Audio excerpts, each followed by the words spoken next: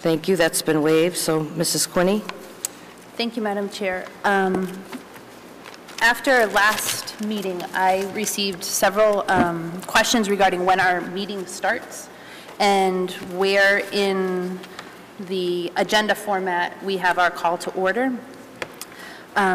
Because I wasn't sure what the legal stance was on that, I spoke to the Attorney General's office in the Office of Open Government and spoke to an attorney there, discussed our setup, and that we do, in fact, document as soon as the meeting is convened when you welcome us, as well as the Pledge of Allegiance, any public input in our minutes, which is what they would recommend. They said that that was the appropriate thing to do if public input is taking place, that is documented within our meeting minutes.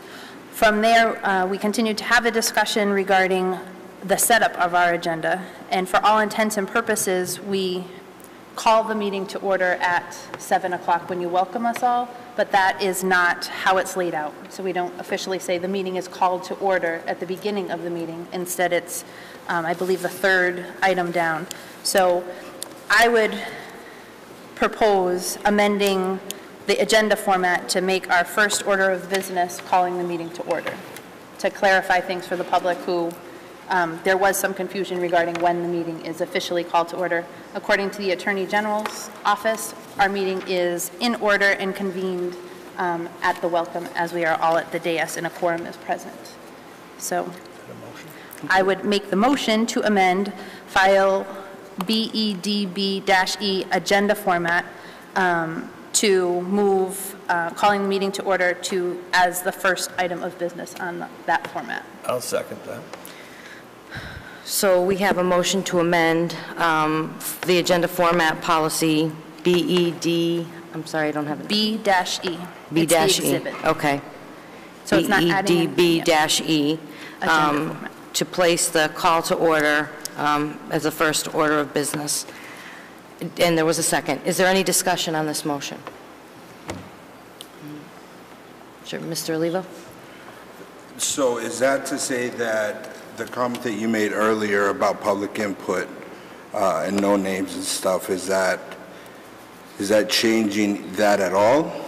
No. So they'll still be able to speak without using names or whatever they want to say? Just switches the order. It's just making the first order of business, I guess, a call to order. So that we don't have the problem that we had? The perceived problem that we had, yeah.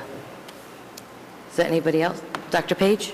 The only comment that I want to make about that is, personally, I'm not prepared to make that decision at this point. I'd like to do a little bit more research on my own, for my own edification, to see if that is indeed the way most districts do it. My understanding is, you've said you've done some research, it seems like it is.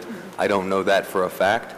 I do recall that there was a reason back in the history of doing it this way, and it was in principle so that people would be able to address the committee without, or address the community really, because it's before the meeting. It's an opportunity to address the community and not really the school committee necessarily.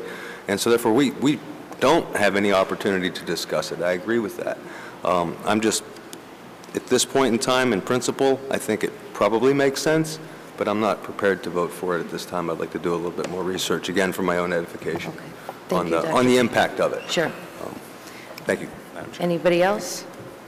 I might suggest that we refer this to Policy Subcommittee to take another look at it. We're meeting December 10th, so I can certainly add that on the agenda for us to have one more chance to review this a little bit more, given that it wasn't on the agenda tonight. We did make a motion to add discussion of it, but I'd prefer not to take action.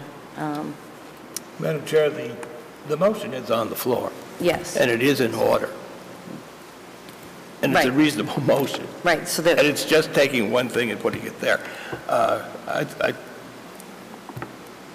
Let's have the vote at least, and then if it doesn't prevail, go to the next step. Referral to policy. Fair enough. Fair enough.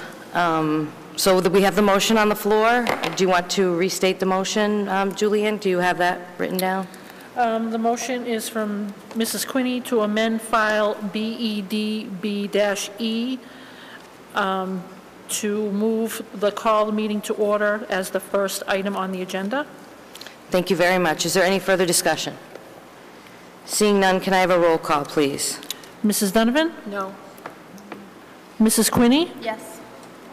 Mr. Abrahamson? Yes. Mrs. Congdon? No. Mr. Olivo? No. Dr. Page? No. Mrs. McLaughlin? No. We have 5 noes and 2 yes. Thank you. Motion doesn't carry.